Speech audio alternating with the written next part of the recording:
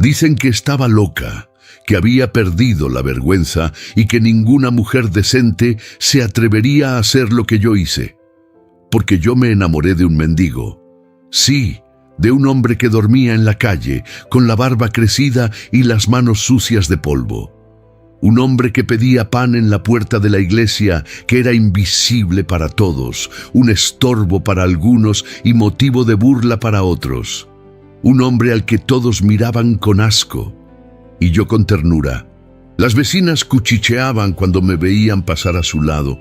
Mi familia me dio la espalda.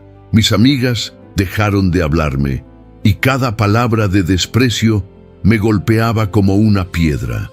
Pero había algo en sus ojos que nadie más veía, algo que no tenía explicación, un brillo extraño que no correspondía con los harapos que llevaba encima.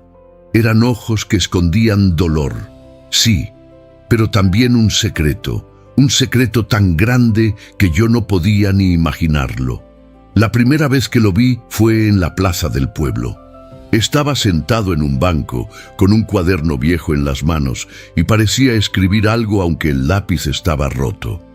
Cuando nuestras miradas se cruzaron, sentí un escalofrío, como si alguien me hubiera arrancado el aire de golpe. Me acerqué y le ofrecí un café caliente. Él me miró en silencio y por un instante, casi imperceptible, vi que quería sonreír, pero no lo hizo.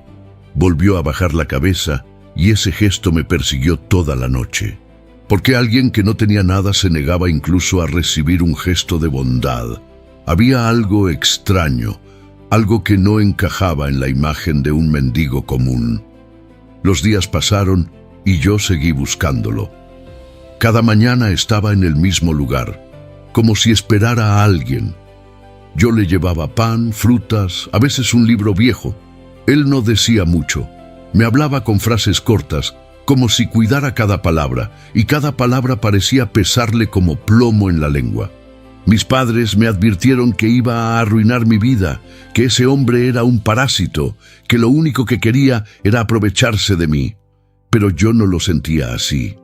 Había algo en su mirada, algo que me decía que detrás de esos harapos había una historia que nadie se atrevía a contar. El pueblo me bautizó como la loca del mendigo. En la panadería dejaban de hablar cuando yo entraba. En la misa sentía las miradas clavadas en mi espalda, pero yo no me detuve. Seguí a su lado porque intuía que lo que escondía tarde o temprano iba a salir a la luz. Una tarde, mientras el sol caía, vi algo que me heló la sangre. Un coche viejo, sin placas, se estacionó junto a la plaza. Dos hombres bajaron. Lo saludaron con un gesto que no era de desprecio, sino de respeto. Él subió al coche sin decirme nada y desapareció hasta la madrugada. Cuando volvió, fingió como si nada hubiera pasado. Se sentó en el mismo banco, con el mismo silencio, pero yo lo noté diferente. Tenía los ojos rojos, como si hubiera llorado, o como si hubiera visto algo que lo destrozaba por dentro. Esa fue la primera vez que pensé, este hombre no es lo que aparenta. No puede serlo. A la mañana siguiente lo seguí en secreto. Y lo que descubrí esa noche cambió mi vida para siempre. Lo vi caminar hacia una bodega abandonada en las afueras del pueblo. Allí lo esperaba una mujer de bata blanca, una enfermera. Le entregó un sobre sellado, lo abrazó con fuerza y luego se marchó sin mirar atrás. Él guardó el sobre en su chaqueta raída. Yo apenas respiraba, con el corazón golpeando mi pecho. ¿Qué hacía un mendigo recibiendo sobres sellados y abrazos clandestinos? ¿Qué secretos se escondían en esas paredes abandonadas? Intenté acercarme, pero mis pies temblaban. Me escondí detrás de un muro, mirando de lejos. Él abrió el sobre y vi cómo caía una fotografía al suelo. Una fotografía vieja, desgastada, en la que aparecía un hombre con traje, un hombre que yo juraría haber visto antes. No me atreví a moverme ni a preguntar. Solo supe que, en ese instante, ya no había vuelta atrás. Si me quedaba con él, tendría que cargar con toda su verdad. y esa verdad estaba a punto de devorarnos a los dos. Cuando volvió a la plaza, me encontró esperándolo. Le pregunté dónde había estado. Él me miró fijo y por primera vez habló sin titubear. Si supieras quién soy, no estarías aquí. Sus palabras me atravesaron como un cuchillo, pero en vez de huir, me quedé. Porque si había algo peor que amar a un mendigo, era no saber qué clase de sombra lo acompañaba, y yo estaba dispuesta a descubrirlo, aunque me costara todo, porque lo peor todavía estaba por venir. Después de aquella noche en que lo vi entrar en la bodega con la enfermera, ya no pude dormir igual. El pueblo parecía seguir su rutina. Los niños jugando en la plaza, las vecinas barriendo las banquetas, los hombres platicando en la cantina. Pero para mí, todo se había roto. Cada sombra me parecía una señal, cada sobre sellado una amenaza. Caminaba con el corazón encogido y con la certeza de que ese mendigo que yo había decidido amar escondía un pasado que nadie podía imaginar. Las miradas de la gente eran cada vez más crueles. «Está perdida», decían las viejas. «Se va a arrepentir», murmuraban las comadres. Yo fingía no escucharlas, pero por dentro las palabras me quemaban como ácido. Aún así, no me detuve. Volví a buscarlo cada día, como si mi propia vida dependiera de estar a su lado. Lo observaba en silencio, intentando descifrarlo. Su manera de caminar no era torpe como la de los hombres que llevan años en la calle. Era firme, como si alguna vez hubiera tenido otra vida. Cuando se movía para esquivar un coche o levantar algo, lo hacía con precisión, con un control que no era normal. Yo lo veía escribir en su cuaderno viejo con la punta de un lápiz casi gastado. Lo que anotaba eran palabras sueltas, frases cortas, números. Una vez me atreví a preguntarle qué escribía y me contestó con un murmullo que aún me retumba. Cosas que no debo olvidar. No supe qué responder. Una tarde, mientras el viento traía olor a gasolina desde la carretera, lo vi ponerse de pie más rápido que de costumbre. Una camioneta vieja, sin placas, se detuvo frente a la plaza. Él la miró, recogió su cuaderno y caminó sin voltear hacia mí. Yo lo seguí a distancia, con los pies helados y el corazón golpeando. La camioneta avanzó hasta la carretera del río. Él entró en la misma bodega de antes, la de las láminas oxidadas y la cruz torcida en la pared. Yo me escondí detrás de unas tarimas, con la respiración entrecortada. Desde una ventana rota alcancé a ver lo que pasaba adentro. La enfermera estaba allí. Tenía el cabello recogido, los ojos cansados y un sobre pardo en las manos. Se lo entregó a él, con un gesto serio, casi maternal. Él lo recibió sin hablar. Dos hombres lo acompañaban vigilando como sombras. La enfermera le limpió el brazo y le colocó una pequeña tirita en la piel. Aquello me resultó inexplicable. ¿Qué clase de mendigo recibía curaciones en secreto dentro de una bodega? Después de eso, la mujer se inclinó hacia él y le susurró algo. Alcancé a oír la advertencia: «No uses tu apellido aquí». El estómago se me encogió. No era un mendigo, no era un don nadie, era alguien que cargaba con un apellido prohibido, uno que se evitaba pronunciar en voz alta. Lo vi firmar un documento con una letra que no era suya.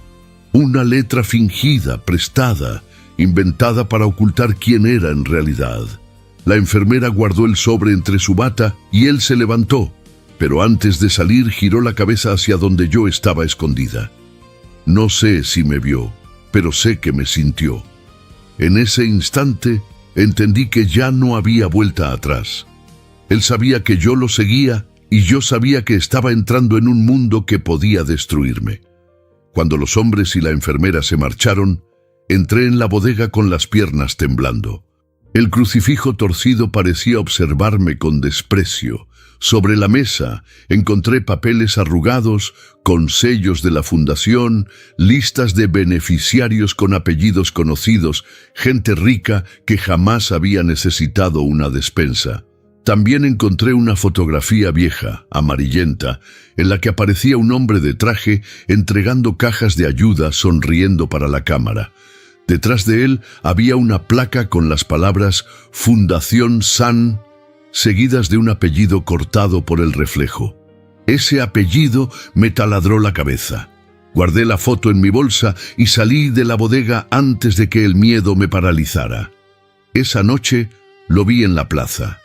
Él estaba sentado en su banco, como siempre, como si nada hubiera pasado. Me acerqué y puse la foto sobre el asiento entre los dos. Él la miró y su rostro se volvió de piedra. «¿Qué buscabas ahí?», me preguntó con voz baja. Yo apenas pude responder: la verdad. Entonces, él bajó la mirada y dijo algo que me dejó helada. «No te va a gustar». El banco crujió bajo nuestro peso y la plaza respiraba como si nada pasara.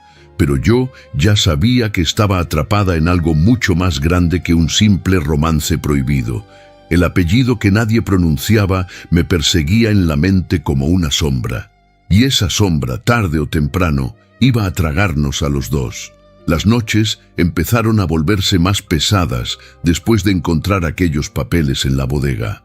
No podía dormir sin pensar en lo que había visto, en el sello rojo, en los apellidos que no deberían estar en esas listas, en la fotografía borrosa con el hombre de traje que yo juraba haber visto en algún retrato oficial colgado en la alcaldía.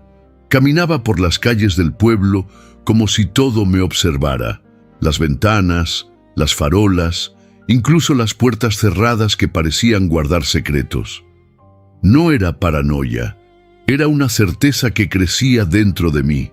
Algo invisible se movía en cada esquina, como si yo ya no fuera solo una vecina más, sino una intrusa en un juego que no comprendía del todo. Él seguía sentado en su banco, con su silencio habitual, pero yo ya no lo veía igual. Ahora cada gesto, cada mirada, cada pausa en sus palabras me parecía una pista de lo que ocultaba.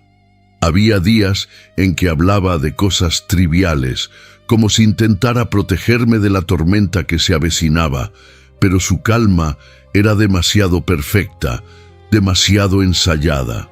Y esa calma era en sí misma una alarma. Una madrugada no soporté más y decidí seguirlo de nuevo. No quería que me sorprendiera como la última vez, así que me cubrí con un rebozo oscuro y caminé unos metros detrás de él. Se movía con pasos lentos pero firmes, siempre atento a los ruidos del alrededor. Me di cuenta de que no caminaba como un hombre perdido. Lo hacía como alguien que conocía los hábitos de las sombras. Lo vi doblar por la calle que daba al mercado viejo y luego hacia la carretera del cementerio. El aire allí olía a tierra húmeda y a flores marchitas. Sentí que mi corazón se me salía del pecho cuando se detuvo frente a una capilla pequeña, medio abandonada, y entró sin mirar atrás. Me acerqué despacio, rezando para que el crujido de mis pasos no me delatara. Desde una rendija de la puerta lo vi arrodillarse frente a un altar roto. No rezaba. Sacó un sobre y lo colocó debajo de una piedra floja del piso. Después encendió una vela y murmuró algo que no alcancé a entender.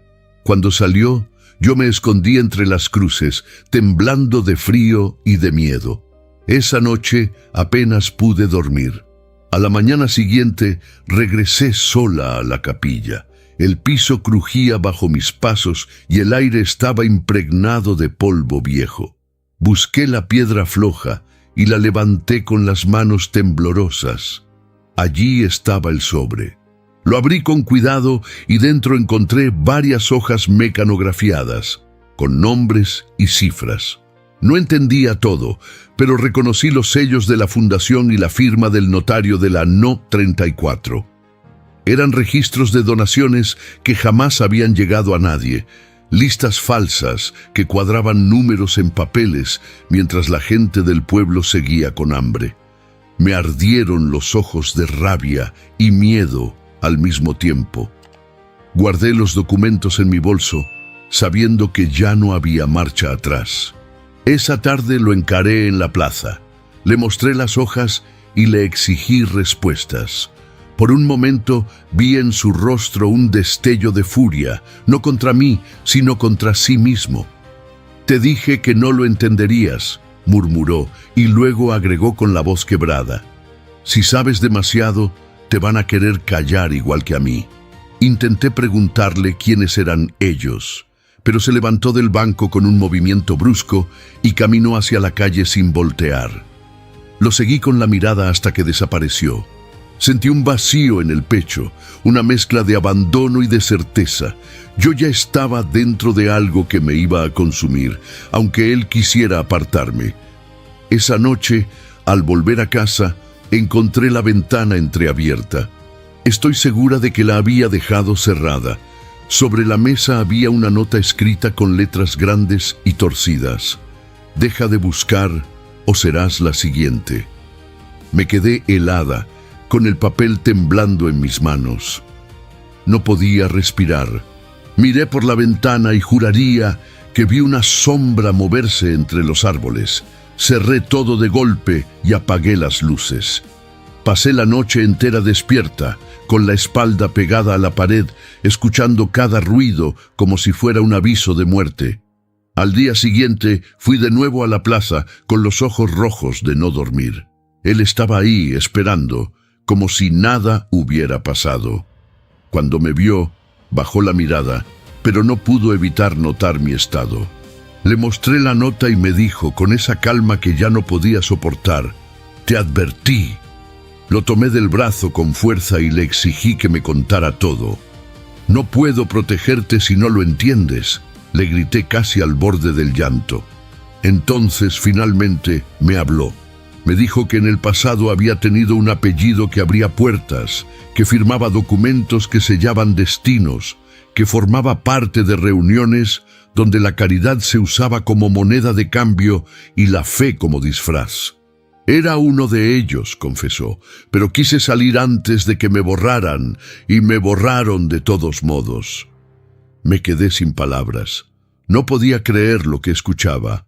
El hombre al que todos llamaban mendigo, al que yo había defendido con uñas y dientes, no era un desconocido caído en desgracia, era un hombre que había estado adentro del mismo sistema corrupto que ahora me amenazaba a mí y a mi familia.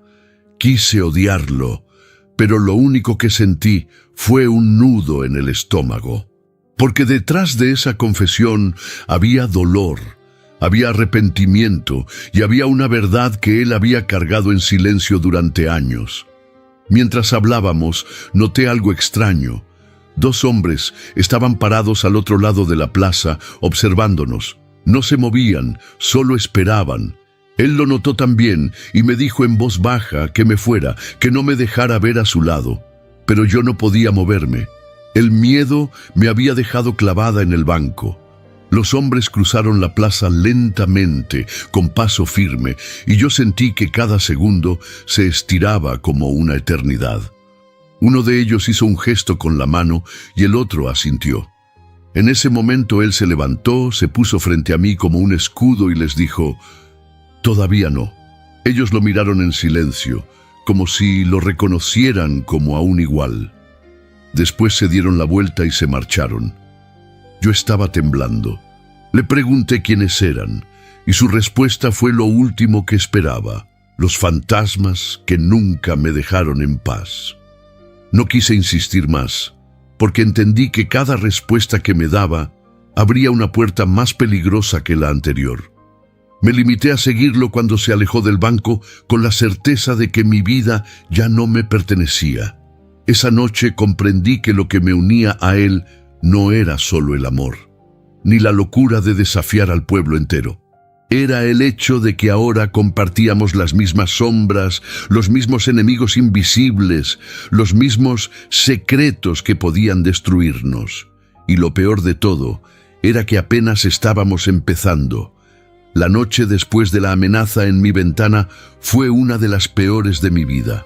No conseguí dormir, cada sombra me parecía un intruso y cada crujido de la casa un aviso de que estaban más cerca. Al amanecer, aún con los ojos ardiendo por no haber cerrado los párpados, decidí enfrentarlo.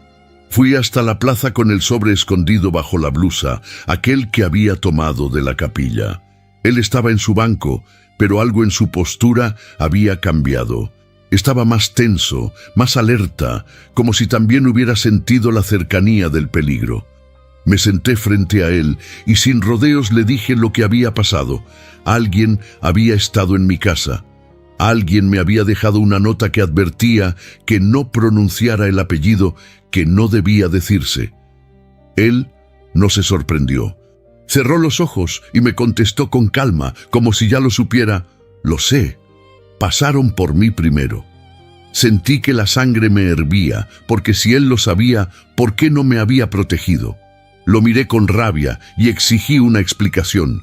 Me confesó que, en efecto, antes de ir a mi casa lo habían visitado a él, que no fue un encuentro amable, que le recordaron que los secretos no sobreviven cuando dejan de ser secretos. Y entonces lo soltó, como quien se arranca un diente podrido. No me tiraron a la calle, yo me tiré antes de que me tiraran de verdad. Sus palabras me dejaron helada. Lo miré en silencio y supe que no hablaba de pobreza, sino de supervivencia. Se había convertido en un fantasma antes de que lo borraran. Lo empujé a seguir, a contarme más, y entonces me reveló que durante años había firmado papeles que no llevaban nombre, papeles que movían dinero, donaciones y listas de beneficiarios falsos. Yo era una firma, me dijo, una firma que servía para blanquear todo lo que ellos necesitaban. Intenté comprender qué significaba eso. Le pregunté si había trabajado para la fundación, si era parte de esa maquinaria que se disfrazaba de caridad. No me lo confirmó ni me lo negó, solo me explicó que estaba en medio, atrapado entre lo que creía correcto y lo que lo usaba como herramienta. Hubo un accidente, murmuró después, y yo sentí que la piel se me erizaba. Un accidente que nunca fue tal. Un coche sin frenos en una curva que ya no existe, un informe oficial que lo daba por muerto. Sobrevivió solo porque alguien decidió no terminar el trabajo. Esa alguien era la enfermera. Ella me debe una vida, dijo, y yo le devolví otra. Sus palabras sonaban como un acertijo, pero entendí que entre ellos había un pacto de silencio y de deuda que los mantenía unidos. No soportaba más medias tintas. Le pedí que dejara de hablar en acertijos, que me dijera la verdad completa. Él me miró fijo y entonces me explicó que la caridad era un disfraz, que los camiones cargados de arroz y medicinas no siempre llegaban a quienes los necesitaban, que muchas veces descargaban en bodegas privadas, que los registros se falsificaban en la Notaría 34, que los papeles mostraban cifras cuadradas mientras la gente se moría de hambre, y que él, en un momento de su vida, había sido parte de eso. Me confesó que su firma había servido para validar operaciones sucias, que había aceptado pensando que ayudaba, hasta que se dio cuenta de que lo usaban. Quise salirme, dijo con la voz quebrada, pero ya era tarde. Intentaron callarme con un accidente. Desde entonces dejé de existir. La rabia me recorrió entera. Le pregunté por qué se había acercado a mí, si lo que buscaba era llegar a mi familia. Me respondió con un silencio que dolió más que cualquier palabra. Finalmente, confesó que al principio sí me había buscado, que sabía de mi apellido, que sabía de las conexiones que podían abrir puertas, pero que después, ya no pudo alejarse. Me quedé por ti, dijo, y esa frase, que en otro contexto hubiera sido tierna, me atravesó como un cuchillo, porque significaba que yo había sido un puente y, al mismo tiempo, una razón. No tuve tiempo de responder. Un ruido en la calle nos interrumpió.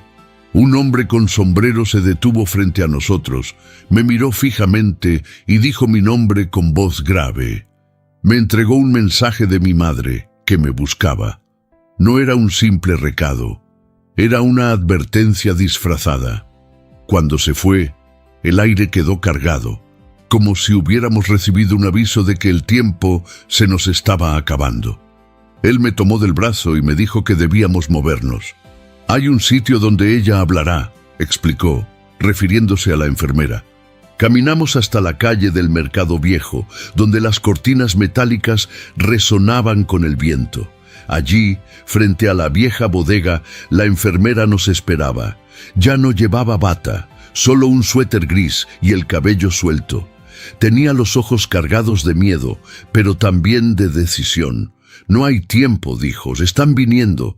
Yo le exigí que hablara, que dejara de esconderse. Ella respiró hondo y sacó de su bolso una grabadora pequeña, negra, de esas que ya nadie usa.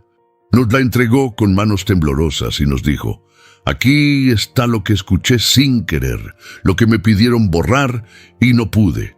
Aquí está la prueba de que la caridad estaba enferma antes que los pobres». Él tomó la grabadora con un cuidado reverencial, como si sostuviera una vida.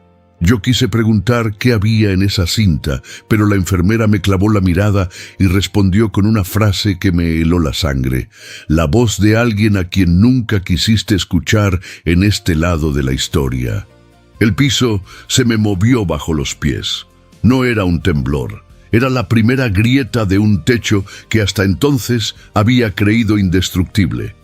Pregunté quién era, pero la enfermera bajó la mirada. En su silencio estaba el nombre, y ese nombre vivía demasiado cerca de mi casa. Antes de que pudiera insistir, una bocina sonó afuera, larga, insistente, y supimos que no era casualidad. Él guardó la grabadora en su chaqueta, la enfermera se apartó y nos gritó que corriéramos. Corrimos hasta la esquina, donde la luz del sol rebotaba en una placa brillante sobre la puerta de una oficina cerrada. El letrero decía: «Notaría Pública No 34». Lo vi de reojo, no quise verlo, pero lo vi. Y en ese reflejo comprendí que mi pregunta ya no era quién era él, sino hasta dónde llegaba el apellido que no debía pronunciar. Me apreté el sobre contra el pecho y escuché el crujido de la grabadora bajo su chaqueta. Supe, con la certeza más dolorosa, que lo que íbamos a oír en esa cinta no nos dejaría volver nunca a la vida de antes. El pueblo respiraba un rencor que ya no se escondía. Podía sentirlo en la piel, aunque nadie lo dijera en voz alta. Las miradas se habían vuelto cuchillos, las puertas parecían murallas y cada paso en la calle sonaba como un desafío. Yo lo sabía y él también, pero esa tarde lo entendí de verdad. Íbamos caminando por la avenida principal. El sol caía despacio, pintando las fachadas con un rojo que parecía sangre seca. Llevaba la bolsa con pan y él el termo vacío. Todo parecía rutina hasta que no lo fue. 3 hombres nos esperaban en la esquina. No venían de frente. Se habían quedado parados como si aguardaran una orden invisible. Uno jugaba con una navaja cerrada, otro masticaba semillas escupiendo las cáscaras en el suelo y el tercero no hacía nada, solo sonreía. Esa sonrisa dolía más que la navaja. El de las semillas fue el primero en hablar con tono burlón. «Mira nada más, la loca y su santo mendigo». El del cuchillo se rió bajo y el de la sonrisa dio un paso adelante, cortándonos el camino con un movimiento lento, saboreando la tensión. «Así que este es el príncipe de tus sueños. ¿Este harapo es por quien te peleas con tu familia?», preguntó, disfrutando cada palabra. Yo no respondí. A veces el silencio duele más que la réplica, pero ellos no querían silencio, querían espectáculo. «Dinos, mendigo», insistió el de la navaja, «¿qué le das que nosotros no? Pan duro y piojos». Él permaneció quieto, con las manos en los bolsillos y la mirada baja, como un perro callejero que aparenta no morder. Yo lo conocía y sabía que esa quietud no era miedo, era cálculo, era paciencia. El de la sonrisa Me tomó del brazo y su piel me quemó. Antes de que pudiera apartarme, él se movió. Fue rápido, demasiado rápido para alguien acostumbrado a dormir en la calle. Le torció la muñeca al agresor con una facilidad brutal. El hombre soltó un grito ahogado y la navaja cayó al suelo. El de las semillas intentó lanzarse sobre él, pero un golpe seco en el estómago lo dejó sin aire. El tercero retrocedió sorprendido. No esperaba eso, nadie lo esperaba. Yo temblaba, no de miedo, sino de certeza. Ese no era un mendigo común. Los tres hombres se miraron, humillados, y aunque la calle estaba vacía, el eco de sus gritos resonó en cada esquina. Se fueron mascullando amenazas, pero no volverían esa noche, no después de ver cómo se movía él. Lo miré y noté su respiración calma. Demasiado calma para alguien que acababa de defenderse así. Ni una gota de sudor, ni un jadeo, nada. Le pregunté en voz baja quién era en realidad. No respondió, solo se inclinó. Recogió la navaja del suelo y la lanzó al basurero más cercano antes de seguir caminando como si nada. Esa noche, cuando regresé a mi casa, la amenaza se volvió más clara. Dos sombras me esperaban frente a la puerta. No hablaban, solo fumaban, dejando la ceniza caer en la tierra seca. No esperaban verlo a él, me esperaban a mí. Entré rápido, cerré puertas y ventanas con las manos temblorosas, el corazón golpeando como tambor.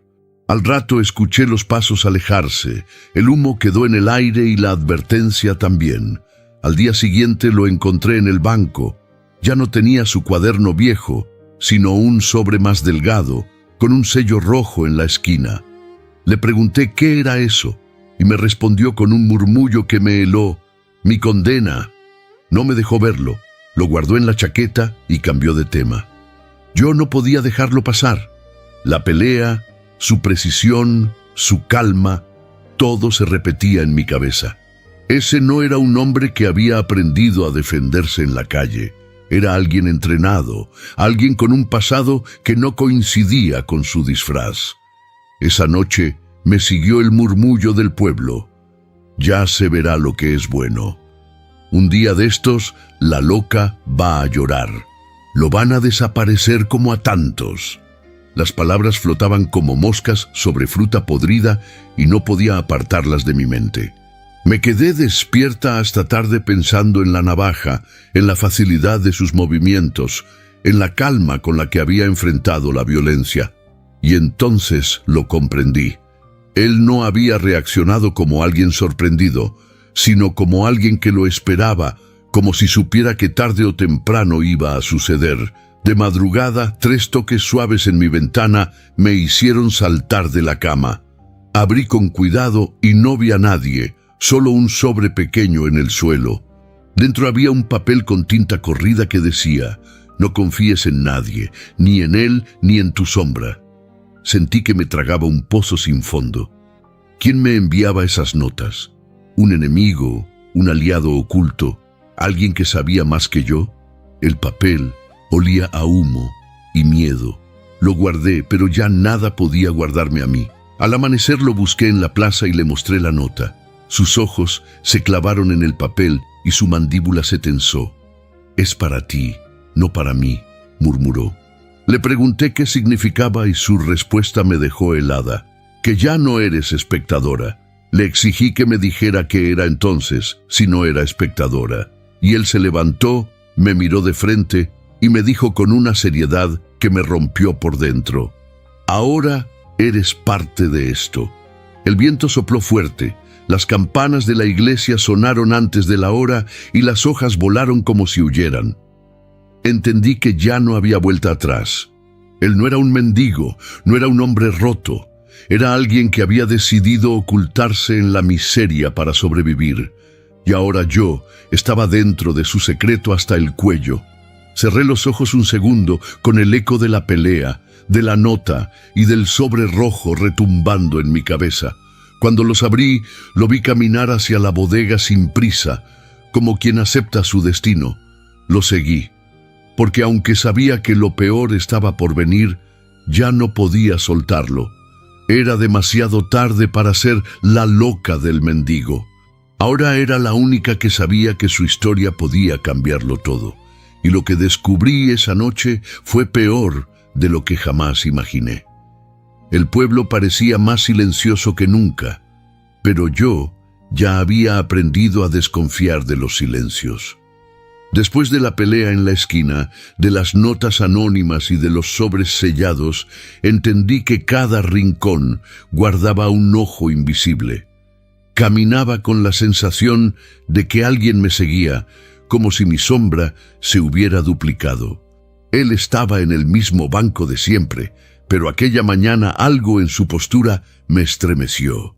No tenía el termo, ni el cuaderno viejo, ni la chaqueta raída. Estaba vacío de objetos, como si esperara recibir algo en lugar de ocultarlo. De pronto, una voz que no reconocí se alzó detrás de mí. Un hombre de unos 60 años, con sombrero gris y un maletín gastado, se detuvo en medio de la plaza y lo llamó por un nombre que me heló la sangre. No era el apodo de mendigo, no era un nombre común. Era un apellido prohibido. Él levantó la cabeza de golpe, como un niño sorprendido en medio de una travesura, y por primera vez lo vi temblar. El pueblo entero pareció girar hacia nosotros, aunque nadie se movió de sus lugares. El silencio pesaba como plomo. El hombre del sombrero dejó el maletín en el banco y dijo que era hora de dejar de huir. Yo me quedé paralizada. Él tomó el maletín con manos torpes, como si pesara toneladas. Lo abrió apenas, lo suficiente para que yo viera los documentos dentro, fotografías amarillentas, cartas con sellos oficiales, actas notariales. Entre todo eso, un retrato suyo mucho más joven, con traje, rodeado de hombres de corbata y sonrisas forzadas. Lo que más me impresionó no fue su presencia en la foto, sino la placa detrás, el mismo logo de la fundación. No era un extraño que se había acercado a ellos, era alguien que había estado adentro. Él cerró el maletín con violencia y me susurró que nos moviéramos, que allí no podíamos hablar. Caminamos rápido por una calle lateral, mientras el hombre del sombrero desaparecía entre las sombras. Mi corazón golpeaba tan fuerte que apenas podía escuchar lo que él me decía.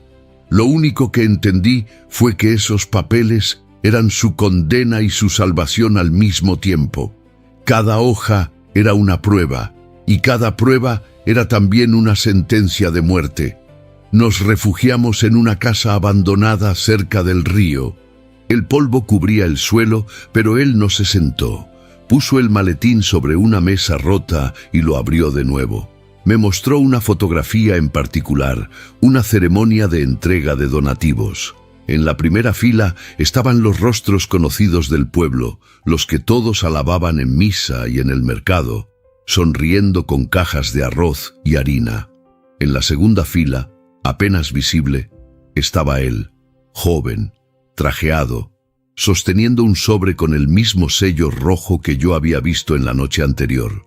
Mi garganta se cerró. Le pregunté por qué nunca me lo había dicho. Me respondió que había querido, pero que no podía confiar en nadie, ni siquiera en mí.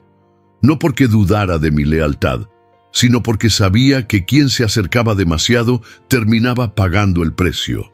«Ya lo viste tú misma», murmuró. «Los hombres que me siguen no vienen a asustar, vienen a borrar». Entre los documentos había cartas dirigidas a altos funcionarios, con firmas y sellos que demostraban que la fundación era solo una máscara para desviar dinero. Y lo más grave, en varias listas de beneficiarios aparecía un apellido que yo conocía demasiado bien, el mío, o mejor dicho, el de mi padre. Sentí que el suelo se abría bajo mis pies. Le grité que eso era imposible, que debía ser un error. Él me sostuvo la mirada y me dijo que no había errores en ese tipo de listas, solo nombres que se colocan donde conviene. En ese instante entendí que lo que me unía a él no era solo un sentimiento prohibido, Era una cadena de sangre y mentira que nos ataba a la misma farsa. El viento golpeó la ventana rota de la casa y una ráfaga levantó polvo, tirando al suelo una de las actas. La recogí y vi clara. Era una escritura de propiedad de un terreno enorme a nombre de un donante anónimo. Al pie, la firma. Reconocí la rúbrica. Era del notario de la No 34, el mismo que aparecía en los recibos que yo había visto antes. Él cerró el maletín y lo abrazó contra su pecho, como si fuera un hijo. Me dijo que esos papeles eran los fantasmas que lo habían perseguido durante años, los que lo habían empujado a las calles, los que lo habían obligado a desaparecer como persona para seguir vivo. Yo lo escuchaba sin parpadear, sabiendo que mi vida ya no me pertenecía. Cuando íbamos a salir de la casa escuchamos un motor encenderse afuera. No era la camioneta vieja, era otro vehículo, más moderno, con las luces apagadas. Nos escondimos detrás de la ventana rota. 2 hombres bajaron, no buscaban a nadie en particular, lo buscaban a él. Uno de ellos llevaba un sobre igual que los anteriores. Lo arrojó contra la puerta cerrada y gritó que la próxima vez no traerían papeles, traerían fuego. Esperamos a que se marcharan. Yo apenas podía respirar. Él recogió el sobre con manos firmes y lo abrió sin mirarme.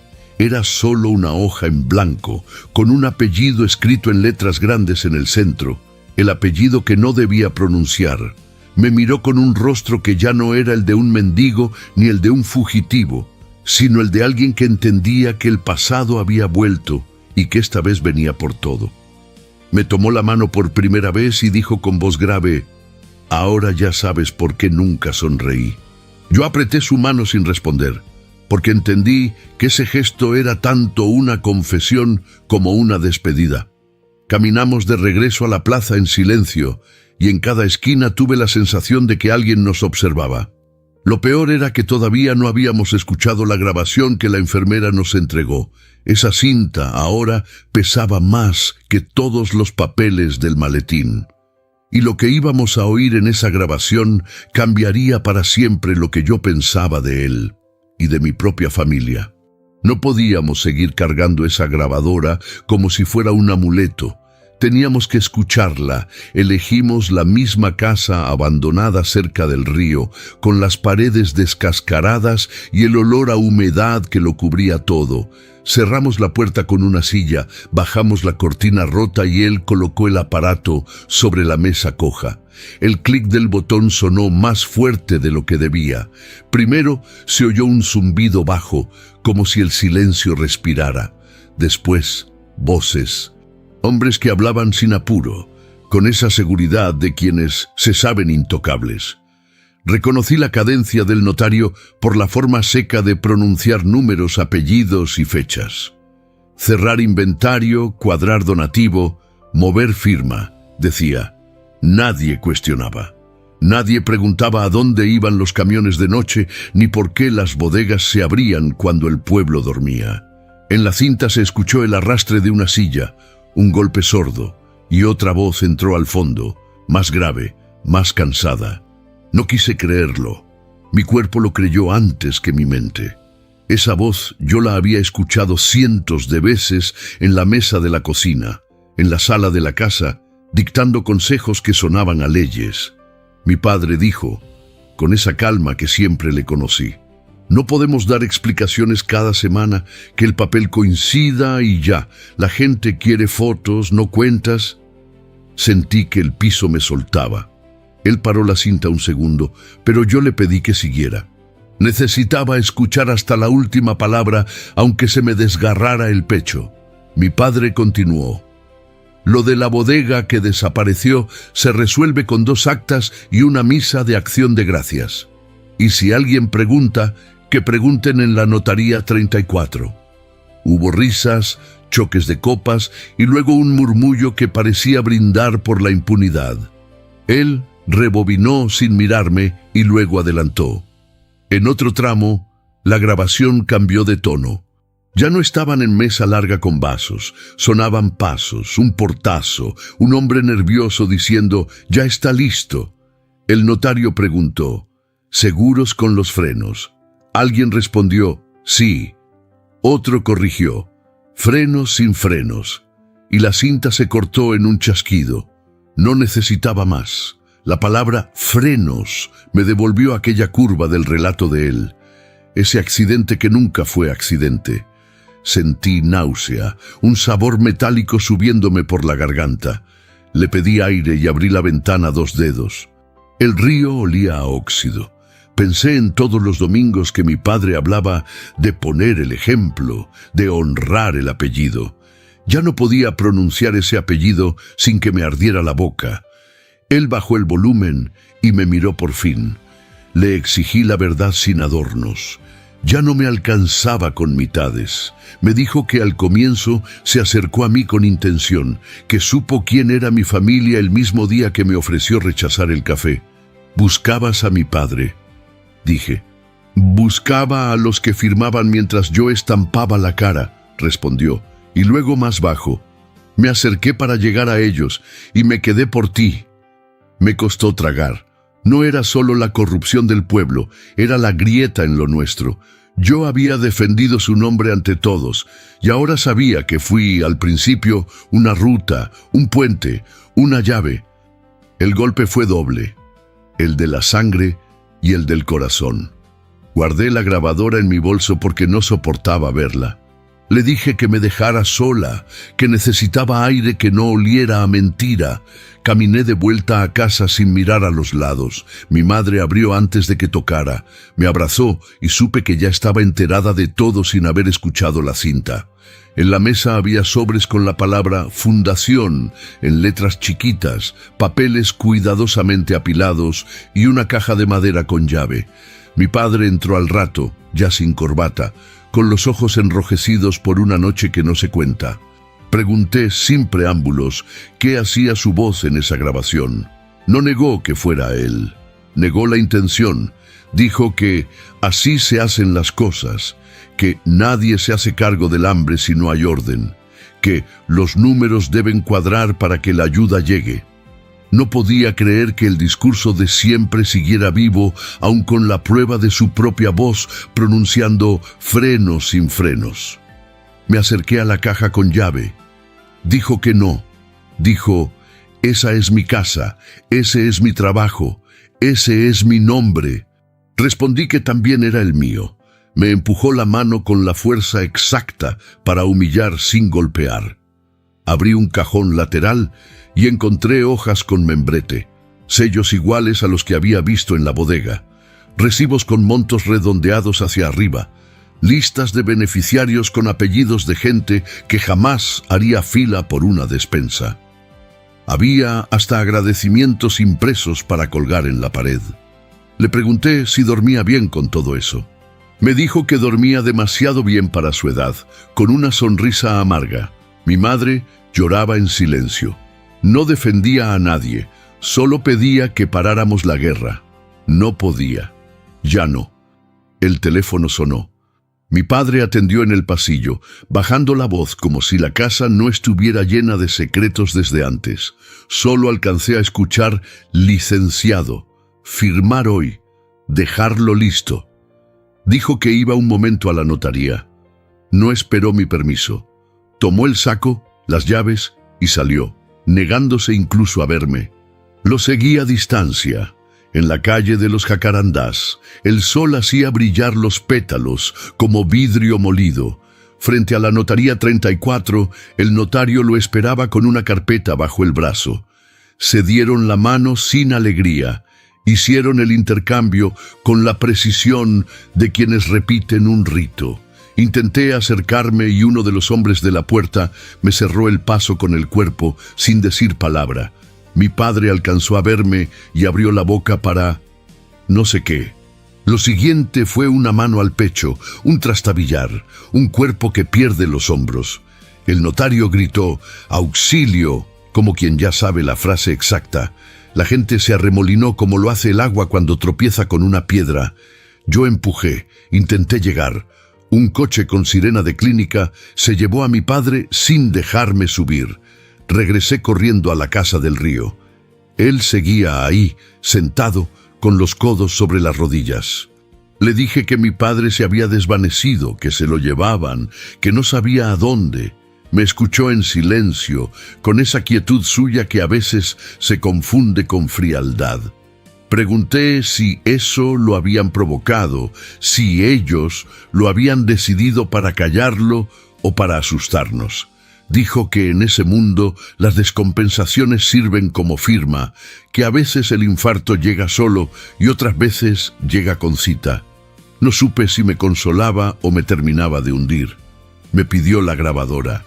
Se la di y la recuperé en el mismo gesto. No confiaba en nadie ni en mí. Eso era lo peor. La desconfianza se pega a la piel como polvo. Mi teléfono vibró con una llamada que dolía. Mi madre, medio ahogada, diciendo, «Ven y no tardes», y tu padre. No quise preguntar más por miedo a cerrar la garganta. Él me dijo que la acompañara, que no soltara el bolso, que si veía un coche sin placas, cambiara de acera. Le pregunté si todavía me estaba usando. Respondió que ya no sabía cómo explicarme que ahora era al revés, que si yo lo dejaba solo, se convertía otra vez en un nombre borrado, y esta vez lo iban a borrar completo. Le dije que no tenía fuerzas para salvarlo y llorar a mi padre al mismo tiempo. Me sostuvo el antebrazo con cuidado, con respeto, y juró que aceptaría lo que yo decidiera, pero que la cinta no podía volver a mi casa. Lo pensé un segundo y se la dejé. Él la guardó como se guarda una brújula. Corrí hasta la clínica del barrio. En la entrada, el notario hablaba con un hombre de sombrero y traje claro, el mismo que había dejado el maletín en la plaza. Los dos callaron al verme. Mi madre me abrazó con el cuerpo entero. La enfermera de guardia nos dijo que estaban haciendo todo. La frase que pone vendas sobre preguntas. Esperamos sin reloj. Escuché enzimas, descarga, inestable. En un pasillo, las paredes repiten la misma noticia, aunque nadie la pronuncie. Miré de reojo al notario. Hacía llamadas cortas, susurradas, y en cada una sentía como si recolectara permisos.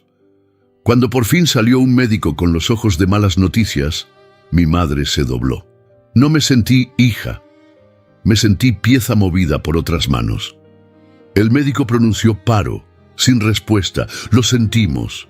Y en un movimiento absurdo para esa hora y ese dolor, entró a la escena el hombre del maletín con papeles listos para firmar. Autorizaciones de cremación por deseo expreso. Actas con espacios en blanco que se llenaron ahí mismo, con tinta que no se secó del todo. Vi la firma del notario plantarse en mi vida como un sello caliente.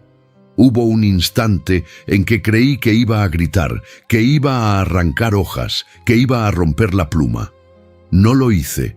Miré a mi madre y la abracé para que no cayera. No sé cuánto tiempo pasó hasta que pude salir a respirar. Caminé sin rumbo hasta la esquina, donde la sombra del cableado parecía una telaraña sobre el piso. Saqué el celular para llamar a él y decirle que mi padre murió, así, entre comillas, porque la certeza no me cabía. Pero antes de marcar vi las luces de un coche detenerse frente a mí. Vidrios oscuros, motor encendido.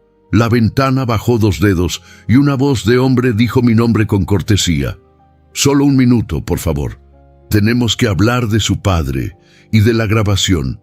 No respondí. Miré hacia atrás buscando a mi madre, hacia adelante buscando salida, y detrás de mí sentí un paso que reconocí sin mirar. El de él, firme y silencioso. Se colocó a mi lado sin tocarme, y el coche subió la ventana con un zumbido lento, como si nos diera tiempo para arrepentirnos. La puerta de la clínica se abrió, y el notario apareció con un sobre delgado en la mano, mirándonos de frente. Entendí que el luto y la guerra iban a empezar el mismo día, y que la cinta, ahora, valía más que el aire que respirábamos. La muerte de mi padre no fue un final, fue el inicio de un juego más oscuro. El pueblo lo lloró con velas y rezos, pero yo sabía que no lloraban al hombre, lloraban al apellido. Los murmullos en la misa eran cuchicheos envenenados. Se lo llevó el corazón. Tenía cuentas pendientes. Dios perdona, pero la tierra no. Nadie se atrevía a nombrar la palabra que todos pensaban: traición. Mi madre permanecía sentada en primera fila con un rosario entre las manos, la mirada perdida en el altar. Yo la sujetaba de la cintura, pero sentía que se me escapaba igual que el humo del incienso. Y allí, en el fondo de la iglesia, lo vi a él. No rezaba, no cantaba, solo observaba. Sus ojos no buscaban consuelo, buscaban señales. Era como si estuviera contando quién entraba, quién salía, quién callaba demasiado. Esa misma noche, cuando los rezos terminaron, encontramos un sobre bajo la puerta de la casa. Dentro había una sola frase escrita a máquina: «Ahora el apellido pesa sobre ti». Lo leí con el estómago apretado. Mi madre no quiso verlo, lo rompió en pedazos y lo tiró al fuego. Pero yo entendí que era una sentencia, no un mensaje.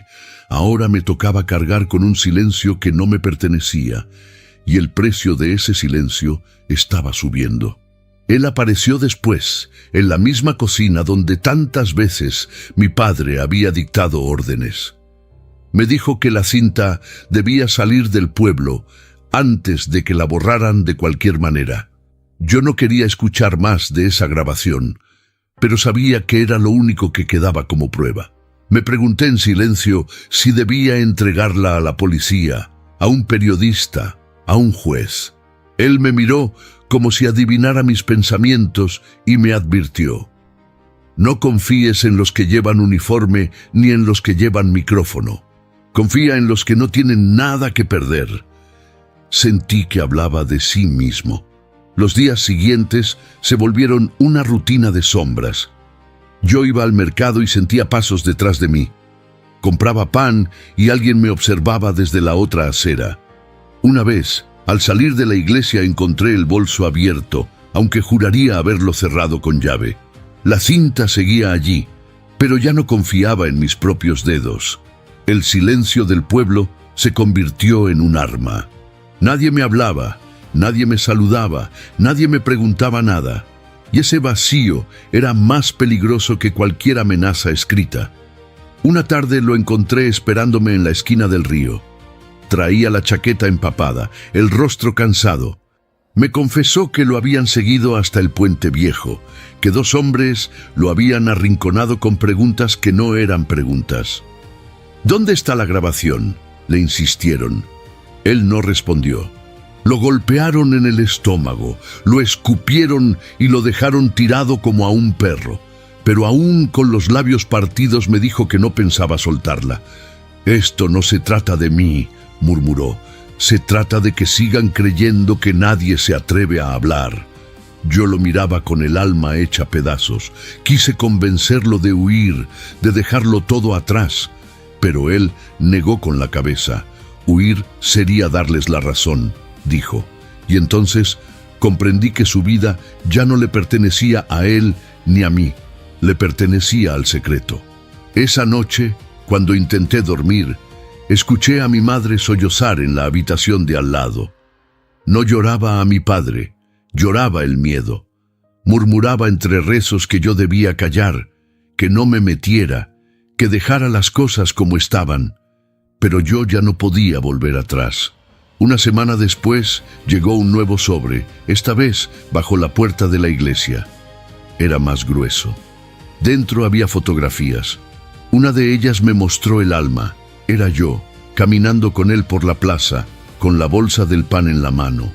Otra me mostraba entrando a la casa abandonada. Y otra más, la más cruel, lo mostraba a él con la grabadora en las manos, como si fuera un trofeo. La última foto tenía una frase escrita a mano: «La próxima vez no serán fotos». Me sentí desnuda, expuesta, atrapada en un círculo sin salida. Lo busqué con las fotos temblando en mis manos. Él las miró en silencio y después las rompió una por una. «Esas ya las tenían», dijo.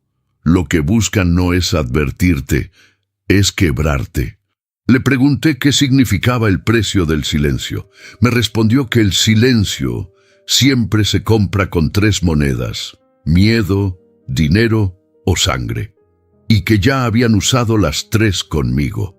El miedo me lo dejaron en las notas, el dinero en las listas falsas de mi familia y la sangre en la muerte de mi padre. Lo miré con un nudo en la garganta y entendí que tenía razón. Esa misma noche escuchamos un ruido extraño en el patio.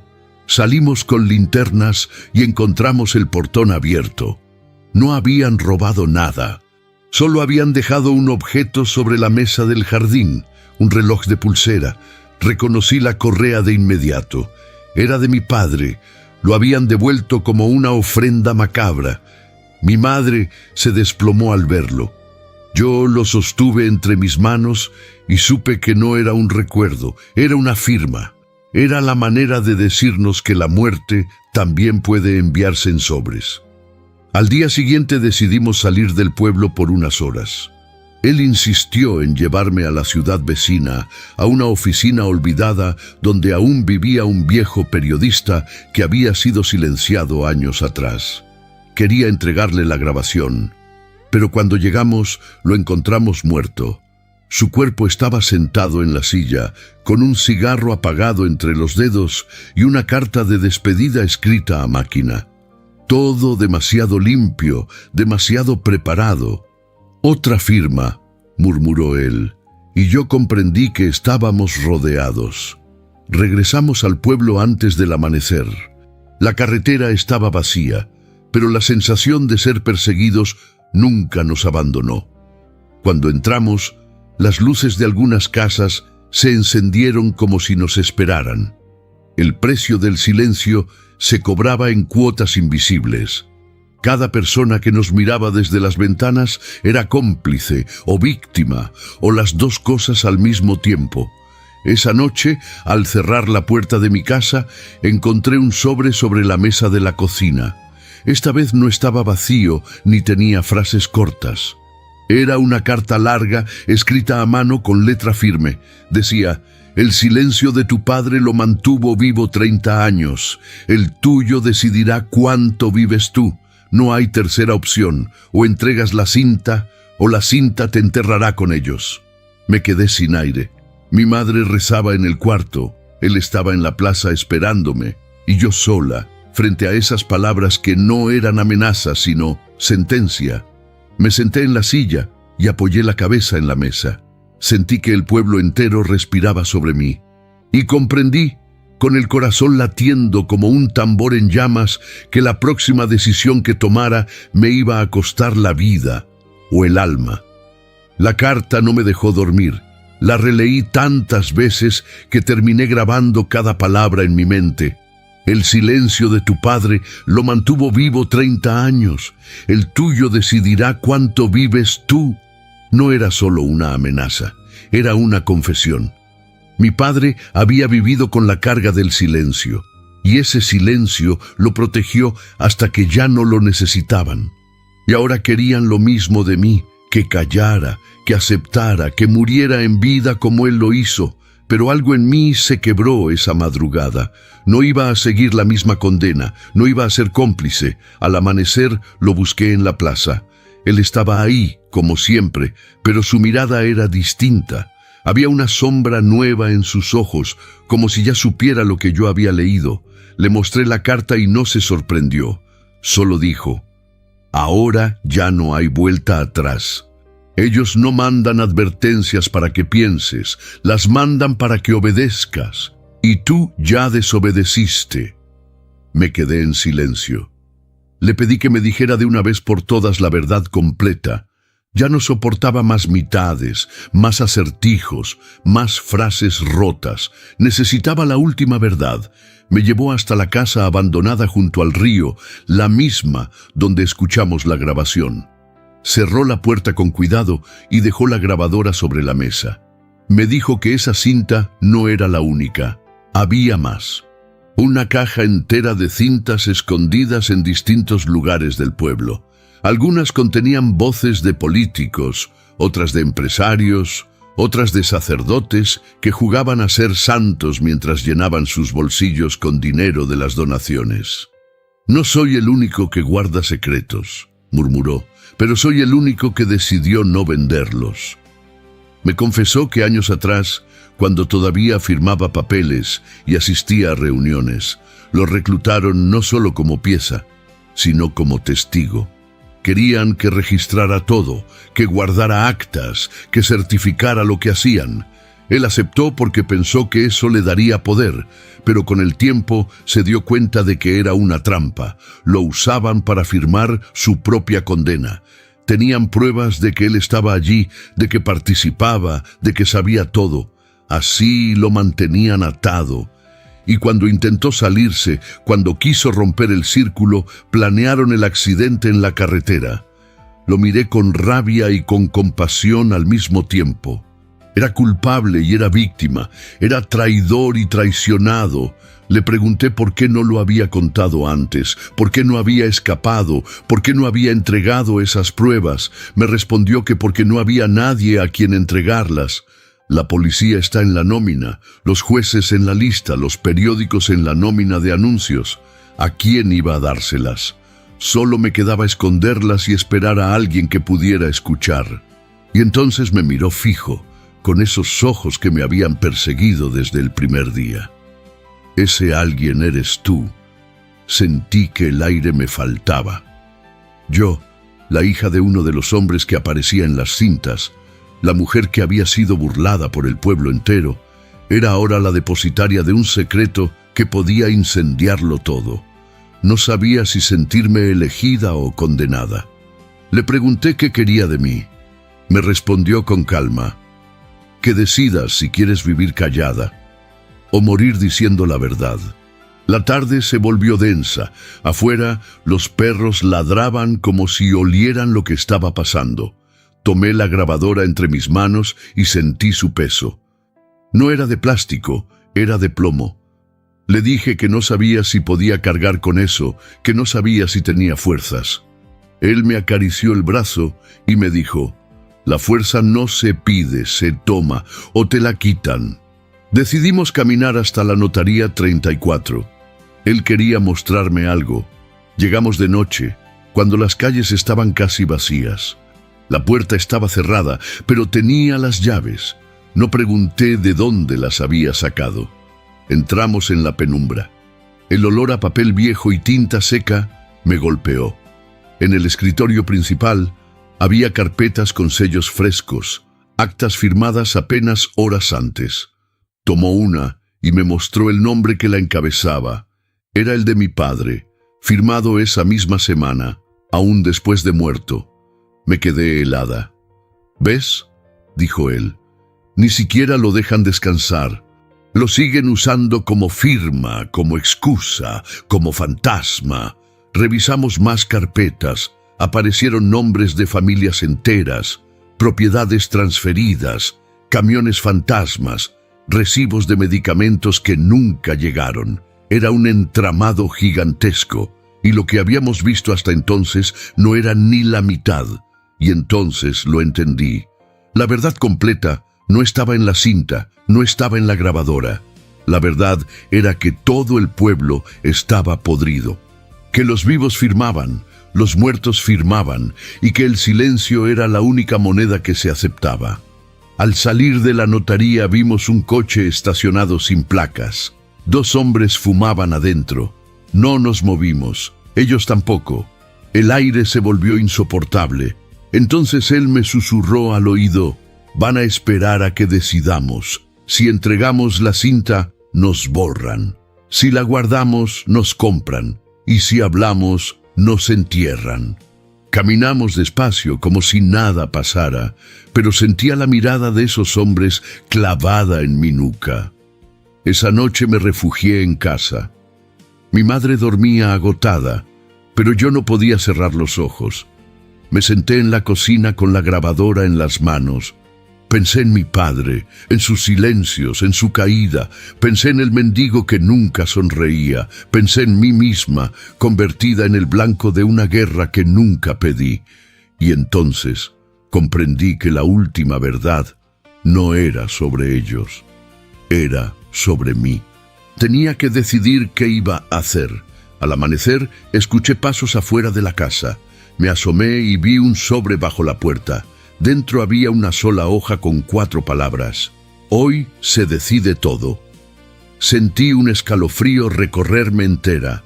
Miré la grabadora, miré a mi madre, miré hacia la plaza, donde sabía que él estaría esperándome, y supe que no había más tiempo.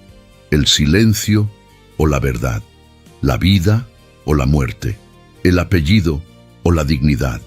Ese día iba a elegir. El amanecer de ese día cargaba una tensión que se sentía en los huesos. El aire era más frío, como si el pueblo supiera que algo iba a romperse. Caminé con la grabadora escondida en el bolso, y cada paso me pesaba como si llevara cadenas invisibles. Él me esperaba en la plaza, sentado en el mismo banco de siempre, pero no era el mendigo silencioso de antes. Tenía la mirada fija, una calma extraña, la de quien ya aceptó que hoy todo cambia. Me acerqué, le mostré la nota que habían dejado en mi puerta. Hoy se decide todo. Él asintió, sin sorpresa. Hoy no corremos más. O hablamos o nos entierran. Y no pienso dejarte sola en la oscuridad. Sus palabras me atravesaron como fuego.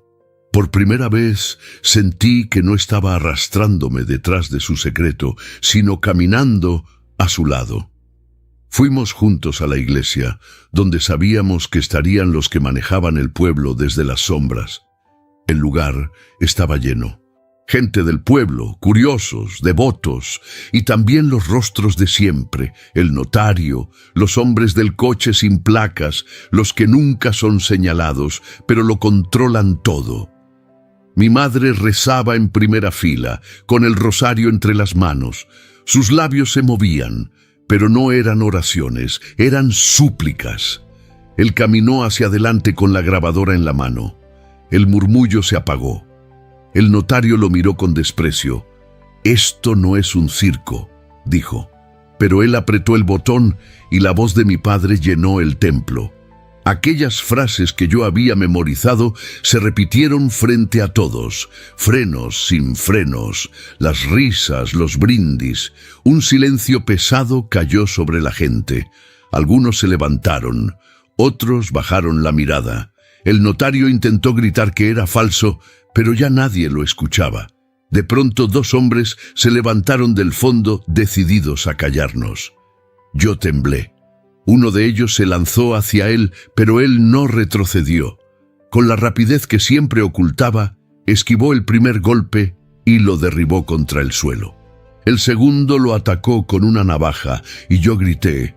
Sentí que lo iba a perder, que esa sería la última vez que lo vería.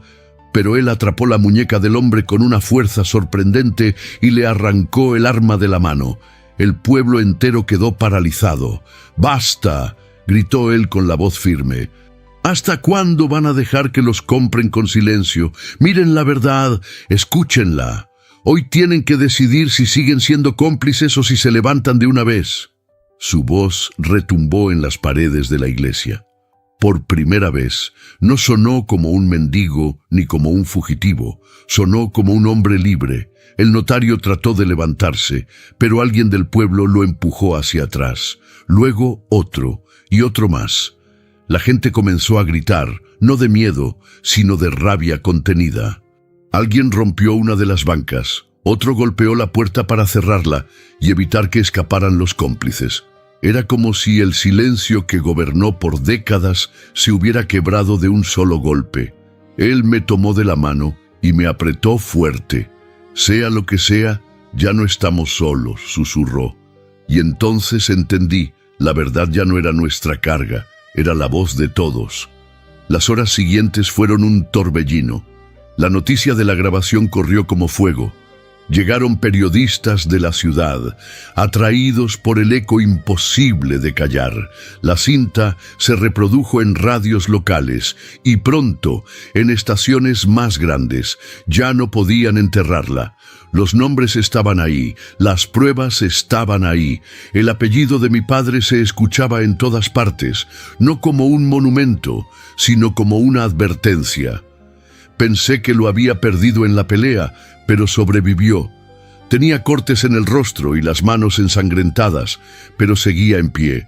Esa noche lo busqué en la plaza y por primera vez desde que lo conocí, lo encontré sonriendo. Una sonrisa pequeña, rota, pero real. ¿Por qué sonríes?, le pregunté con lágrimas en los ojos. Y él respondió, porque por fin dejamos de escondernos. No todo fue fácil después. Hubo juicios, hubo venganzas, hubo gente que intentó huir. Mi madre no me habló durante semanas, dolida por la caída de mi padre y por mi decisión de no callar. Pero con el tiempo entendió que el silencio ya lo había matado antes que el corazón. Y aunque todavía me cuesta, sé que hicimos lo correcto. Hoy, cada vez que paso por la plaza, lo veo en el mismo banco, pero ya no como un mendigo. La gente lo saluda, lo reconoce, aunque algunos aún lo odien. Yo me siento a su lado y a veces hablamos en susurros, como si el mundo siguiera escuchando. Otras veces no hablamos nada, solo nos tomamos de la mano. Y ahí, en ese silencio distinto, entendí que no perdimos todo. Perdimos la inocencia, perdimos el apellido, perdimos amigos que nunca lo fueron, pero ganamos lo único que importa, la verdad.